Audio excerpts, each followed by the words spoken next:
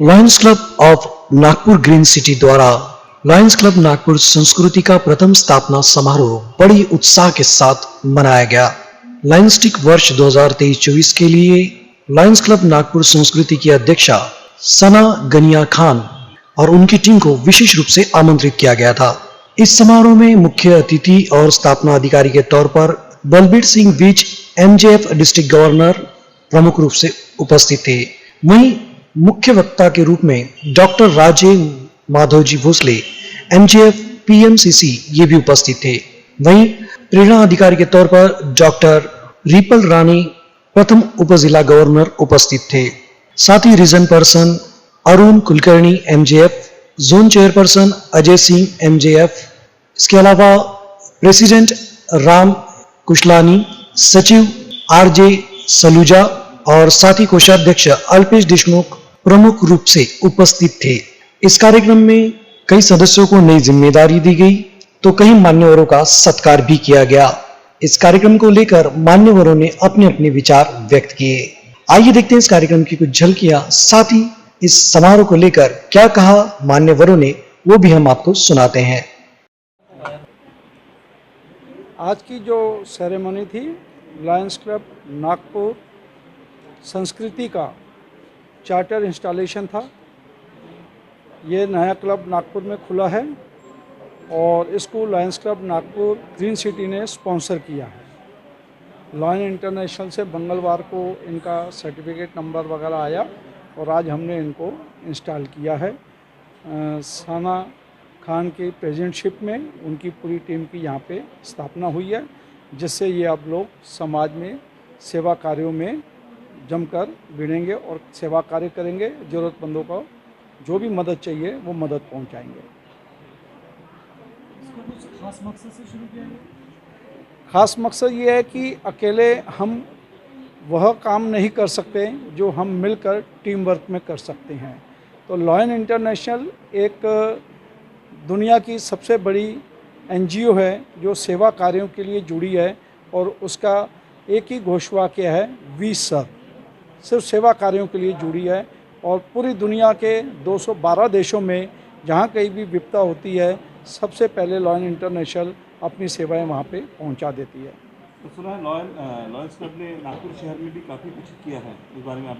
जी हाँ, Lions club Nagpur में आप जैसे देखेंगे 18-19 में खसरा रुबेला के इंजेक्शन लगे, उस समय नागपुर के सभी क्लब्स ने मिलकर यह कार्य किया और कॉरपोरेशन और जिला परिषद के साथ मिलकर 55 से 60% के ऊपर आके जब ये इंजेक्शन लग गए थे, बच्चों को स्कूल में इंजेक्शन लगवाने को नहीं भेजा जा रहा था और उस समय उनके माता पिता की काउंसलिंग करके हम लोग पूरे विदर्भा में 98-99% पार किया है और लायंस के हर एक मेंबर ने इस एक्टिविटी में पार्टिसिपेट किया है।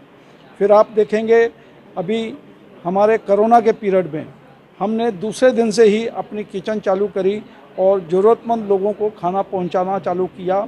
इवन एक हादसा ऐसा था कि खाली ट्रेन दिल्ली से केरला जा रही थी, वो रेलवे का जो स्टाफ उसके अंदर 50-60 लोग थे, उनको खाने के लिए दिल्ली से कुछ भी नहीं मिला और हमारे को फ़ोन आने के बाद हमने रात को नागपुर रेलवे स्टेशन पे 1:30 से 2 बजे जाके उनको उस समय का भी खाना दिया और अगले सफ़र के लिए भी खाना दिया और कम से कम रोज़ 3000 लोगों को हम अपनी नागपुर कम्युनिटी किचन से जो लायंस ने बनाई थी उससे 3000 लोगों को रोज़ हम 45 दिन तक खाना देते रहे।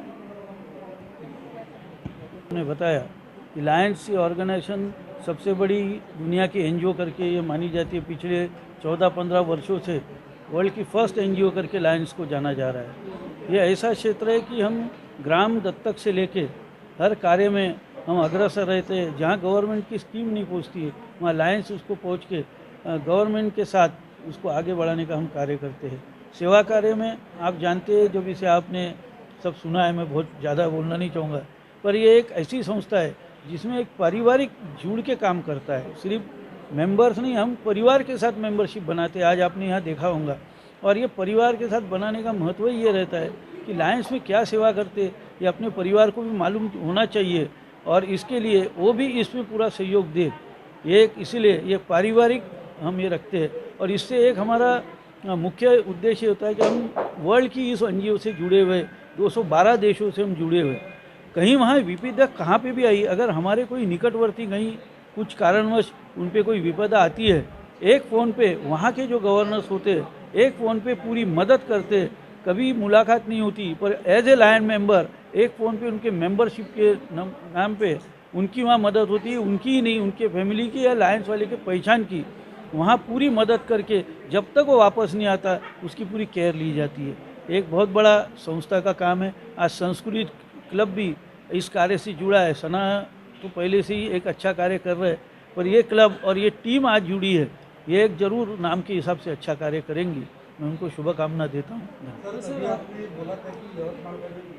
जी, यवतमाल का इवेंट है, ये 31 तारीख को हमारे पास जो 60 नाम आए हुए हैं उनको 31 तारीख को हमने वहाँ इनवाइट किया है। वो 31 को आएंगे। वहाँ डॉक्टर टीम आ रही है जयपुर से, और वो पूरी टीम उनकी साइज़ लेके पैर बनाएंगी, और पैर बनने को 3 दिन लगेंगे। जो आजू बाजू के होंगे जाएंगे, क्योंकि जिनको पैर लगाने वो गरीब लोग हैं, तो जो दूर के हैं 500-600 किलोमीटर के, उनको वहाँ उनके एक व्यक्ति के साथ रहने की पूरी सुविधा, पूरे खाने और सबके साथ उनको सुविधा दी जा रही है।